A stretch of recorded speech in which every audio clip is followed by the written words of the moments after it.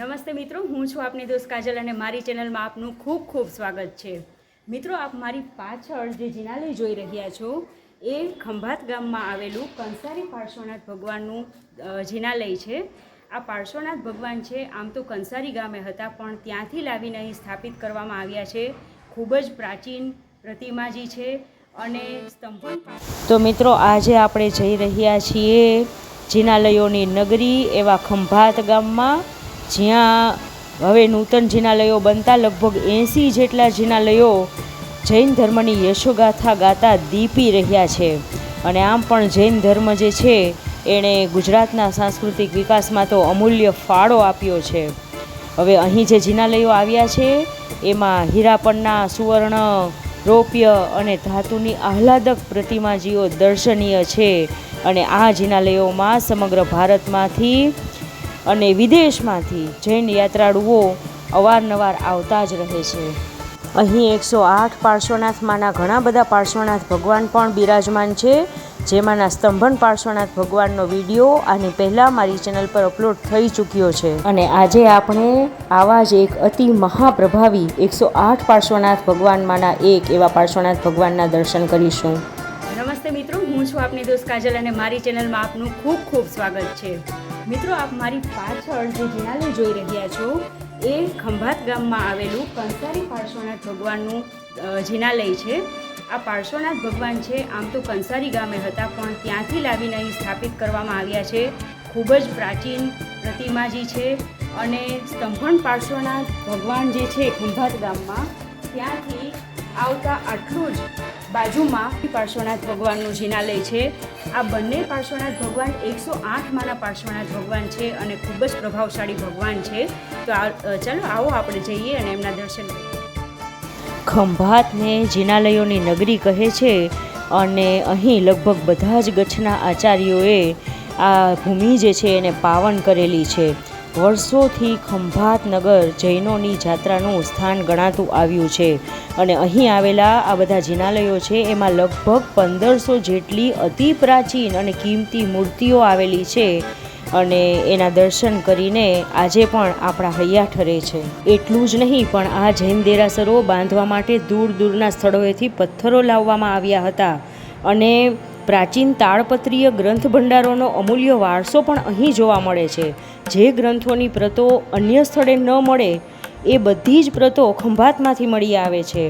તો ખંભાત જૈન દેવાલયો અને સંસ્કૃતિનો અમર વારસો સાચવીને બેઠું છે. અહીંના મૂળ નાયક કંસારી પાર્શ્વનાથ ભગવાન એટલે જ શ્રી ભીડભંજન પાર્શ્વનાથ ભગવાન, કે જે ભક્તજનોની ભીડને ભાંગે છે. આ ભગવાન પહેલાં કંસારી ગામે બિરાજમાન હતા, એટલે કંસારી પાર્શ્વનાથ તરીકે પણ જાણીતા છે. આ કંસારી ગામ એટલે ખંભાતથી ઈશાન ખૂણામાં માત્ર 1.5 કિલોમીટર જ દૂર આવેલું છે. અને જૈનોનું મહત્ત્વનું ધર્મનું કેન્દ્ર હતું. અહીં જૈનોની પુષ્કળ વસ્તી હતી આજથી સૈકાઓ પહેલાં, અને અહીં જિનાલયો પણ એટલા જ હતા. આ કંસારીમાં શ્રી ભીડભંજન પાર્શ્વનાથ ભગવાનનું દેવ વિમાન સરીખું મનોહર જિનાલય તીર્થયાત્રાના ધામ સમાન હતું. આ પરમાત્માનો પ્રભાવ ચોમેર ફેલાયેલો હતો અને અનુપમ મુખમુદ્રા અને પ્રબલ પ્રભાવના કારણે આ જૈનમૂર્તિ અત્યંત પ્રસિદ્ધિ પામી હતી. કાળક્રમે કંસારી ગામમાંથી જૈનોની વસ્તી નામશેષ થઈ અને આ ભગવાનને કંસારી ગામથી ખંભાત લાવવામાં આવ્યા અને અહીં ખારવાડામાં નવનિર્મિત જીન પ્રાસાદમાં આ પ્રભુજીને પધરાવવામાં આવ્યા. આ રીતે આ ભગવાન કંસારી પાર્શ્વનાથ અને ભીડભંજન પાર્શ્વનાથ આ બંને નામે પ્રસિદ્ધ થયા. શ્વેત વર્ણના 13 ઇંચ ઊંચાઈ તથા 12 ઇંચ પહોળાઈ ધરાવતા અતિ પ્રસન્ન મુખમુદ્રા ધરાવતા વિશ્વવત્સલ શ્રી ભીડભંજન પાર્શ્વનાથ પ્રભુજીનું રૂપ ફણાના અભાવમાં જરાય ઉતરતું નથી. મૂળ નાયક પરમાત્માની એક તરફ નેમિનાથ ભગવાન તથા આદિનાથ ભગવાન બિરાજમાન છે. આપણે ખૂબ સુંદર દર્શન કરી શકીએ છીએ. એમની બીજી તરફ શાંતિનાથ ભગવાન તથા સુપાર્શ્વનાથ ભગવાન બિરાજમાન છે. આ જિનાલયના દર્શન કરતી વખતે અમને એક ખૂબ જ સારા શ્રાવક ભાઈ ત્યાં આગળ મળ્યા, જેમણે અમને આ તીર્થંકર પરમાત્મા વિશે અને બીજી ઘણી બધી સારી સમજ આપી. આપ પણ સાંભળી શકો છો.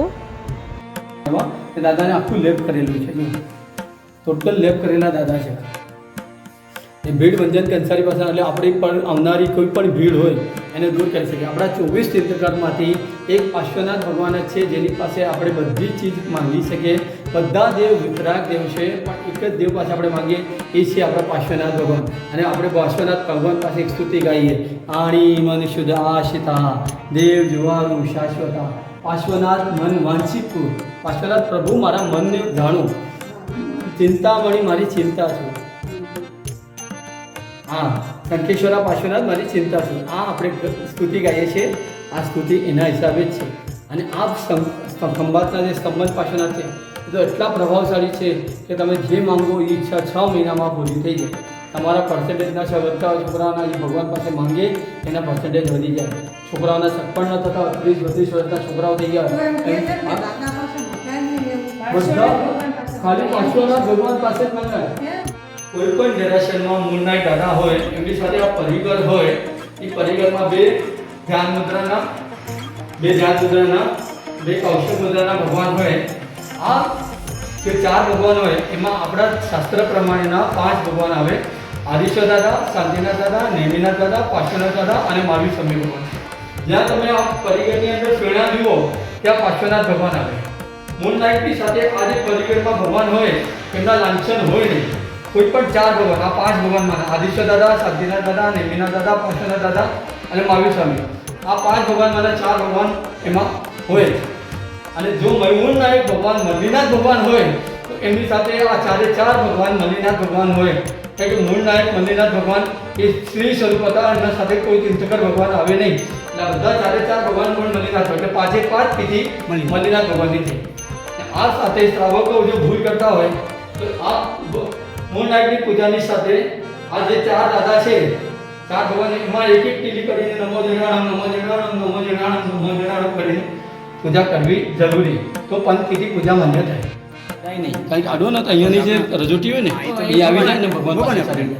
એટલે એ અડાય નહીં, ખાલી ઉપરથી નીચે કરે 3 વખત. પછી આ રાગ દ્વેષ તમારા મનમાંના રાગ દ્વેષ બહાર છોડી નિસ્વાર્થ ભાવે જઈ ભગવાનની સેવા પૂજા કરો. અને પાછા વળતા તમારી સાથે જે પણ ભેદભાવ થયા છે બધાને વશીરામી કરો, એટલે મિચ્છામી દુક્કડમ કરો. આ તમારી પૂરી ક્રિયા થઈ પૂજા કરવાની. કેસર પૂજા કરીને આવ્યા, આ ક્રિયા થઈ પૂરી.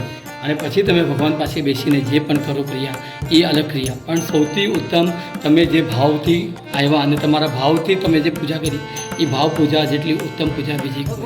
આજે 30 ફૂટ નીચે છે, તમે જો 30 ફૂટ નીચે છે, લાઈટ કરો તો તમને ખબર પડશે સાહેબ. 30 ફૂટ નીચે છે, આ 30 ફૂટ નીચે છે. આ વરસાદનું પાણી ભેગું કરવામાં આવે અને એમાં જ્યારે પણ મગા નક્ષત્ર હોય ચાલ તને મૂકી દો અંદર. મગા નક્ષત્ર હોય ને, મગા નક્ષત્ર તમે મગા નક્ષત્રમાં વરસાદ થવાનું હોય એ સમયમાં તમે મુંબઈમાં કે ક્યાં પણ હો, તમને ખબર છે આ મગા નક્ષત્ર છે, ત્યારે ધાબા પર 2-4 કપ વાસણોમાં કપડું બાંધીને મૂકી દો અને પાણી ભેગું કરો. એ પાણી પીવાથી આ વડીલોને પીવડાવવાથી એમનું દેહ શુદ્ધ થઈ જાય. એમને ડાયાબિટીસ કે કોઈ પણ પ્રકારની બીમારી હોય એ બધી ધોવાઈને બહાર આવી જાય. માણસ બીમાર જ ન થાય. આ મગા નક્ષત્રના પાણીની તાકાત. આમાં 1 ચમચી પાણી આમાં ઉતરી ગયું તો 12 મહિના એમાં જીવાત ન થાય. મગા નક્ષત્રનું પાણી તમે એમને ભરીને મૂકી દીધું ને કાચની બોટલમાં કે પ્લાસ્ટિકની બોટલમાં, 12 મહિના એમાં જીવાત ન થાય.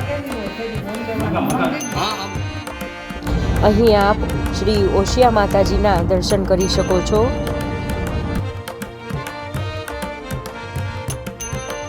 અહીં આપ શ્રી માણીભદ્ર વીરના દર્શન કરી શકો છો. તો આ જિનાલયમાં સરાઉન્ડિંગમાં આ રીતે દેવી દેવતાઓ બિરાજમાન છે. અહીં આપ શ્રી ચક્રેશ્વરી દેવીના દર્શન કરી શકો છો અને અહીં આપ ગૌતમ સ્વામીના દર્શન કરી શકો છો. જિનાલયના જે સ્તંભ છે એના પર આ રીતે 16 વિદ્યાદેવીઓ બિરાજમાન છે. આ વિદ્યાદેવીઓના નામ આપણે બૃહદ શાંતિ એટલે કે મોટી શાંતિમાં લઈએ છીએ અને આપણી રક્ષા માટે એમને પ્રાર્થના કરીએ છીએ. તો આ 16 વિદ્યાદેવીના આપ અહીં દર્શન કરી શકો છો. નીચે દેવીઓના નામ પણ છે જે આપ વાંચી શકો છો. દરેક જિનાલયો એકબીજાથી ઘણી બધી રીતે અલગ હોય છે. ઘણી બધી વાતો એમાં ખાસ હોય છે અને બધા જ જિનાલયો અલગ અલગ પૂજ્યશ્રીઓની નિશ્રામાં બનેલા હોય છે. તો આ રીતે જો આપણે ઝીણવટપૂર્વક જિનાલયો જોઈએ તો ઘણી બધી વસ્તુઓ આપણને જાણવા મળે છે. જિનાલયમાં સરાઉન્ડિંગમાં આ રીતે આપણા તીર્થો છે, જેવી રીતે કે અહીં શંખેશ્વર તીર્થ છે એના પટ મૂકવામાં આવ્યા છે. અહીં અષ્ટાપદજી છે એનો પટ છે અને આ બધા પટમાં પ્રાકૃતિક કલરનો ઉપયોગ કરવામાં આવ્યો છે, એટલે કે વનસ્પતિ અને ફૂલોમાંથી બનેલા કલર છે એનાથી આ બધા ચિત્રો બનાવવામાં આવ્યા છે. અહીં આપણે નવપતજીના દર્શન કરી શકીએ છીએ. અહીં આપણે અંબિકા માતાજીના દર્શન કરી શકીએ છીએ અને અહીં નાકોડા ભૈરવજીના દર્શન કરી શકીએ છીએ. અહીં આપણે ભૂમિયાજીના દર્શન કરી શકીએ છીએ અને હવે આપણે શ્રી ઘંટાકર્ણ મહાવીરના દર્શન કરી શકીએ છીએ. અને અહીં આપણે શ્રી મહાવીર સ્વામીના દર્શન કરી શકીએ છીએ. આ જિનાલયમાંથી અંદર બીજું જિનાલય કે જે આખું કાચનું બનેલું છે ત્યાં આગળ આપણે જઈ શકીએ છીએ. આ જિનાલયની અંદરથી જ આ પ્રતિમાજી શ્રી આદિનાથ ભગવાનની છે. અહીં પાલીતાણાની જય તળેટીની પ્રતિકૃતિ સ્વરૂપે આ શિલાઓ અહીં મૂકવામાં આવી છે. હવે કાચનું જિનાલય કે જ્યાં મૂળનાયક તરીકે શ્રી મુનિ સુવ્રત સ્વામી બિરાજમાન છે ત્યાં જઈએ. આ આખું જ જિનાલય કાચનું બનેલું છે, જે આપણે વિડીયોમાં જોઈ શકીએ છીએ. આ કાચના જિનાલયમાં ફરતે શ્રી શાંતિનાથ ભગવાનના ભવો, શ્રી ઈડર તીર્થ, શ્રી નંદીશ્વર તીર્થ, શ્રી ભોયણીજી તીર્થ, શ્રી કુંડલપુર તીર્થ, શ્રી ચંપાપુરી મહાતીર્થ, શ્રી આબુજી મહાતીર્થ વગેરે જેવા અલગ અલગ તીર્થના પટો મૂકવામાં આવ્યા છે ચિત્ર સ્વરૂપે. ખૂબ સુંદર રીતે આ બધું અહીં દર્શાવવામાં આવ્યું છે. તો આ રીતે આપણે ઘણા બધા તીર્થોને અને ત્યાં બિરાજમાન ભગવાનને ભાવપૂર્વક નમસ્કાર કરી શકીએ છીએ. અહીં બેઠા જ બધું યાદ કરીને નમસ્કાર કરી શકીએ છીએ. હવે આપણે મૂળનાયક ભગવાનના અને અન્ય તીર્થંકર ભગવંતોના દર્શન કરીએ. અહીં મૂળનાયક સ્વરૂપે શ્રી મુનિ સુવ્રત સ્વામી બિરાજમાન છે અને એમની એક તરફ શ્રી વિમલનાથ ભગવાન તથા બીજી તરફ શ્રી શીતલનાથ ભગવાન બિરાજમાન છે, જેના આપણે ખૂબ સુંદર દર્શન વિડીયો દ્વારા કરી શકીએ છીએ. બધી જ પ્રતિમાજી ખૂબ જ મનોહર છે અને જોતાં જ ખરેખર આનંદ અનુભવાય છે. મિત્રો, આપને અમારો આ પ્રયાસ ગમ્યો હોય તો વિડીયોને જેટલો બને એટલો વધુમાં વધુ શેર કરતા રહેજો. આવી માહિતી વધુમાં વધુ લોકો સુધી પહોંચાડવા માટે આપનું શેર કરવું ખૂબ જ જરૂરી છે. અને ચેનલ પર નવા હોવ તો ચેનલને સબસ્ક્રાઈબ કરવાનું ભૂલશો નહીં. હવે આપ જે જોઈ રહ્યા છો એ ખંભાતમાં આવેલા જિનાલયોની યાદી છે.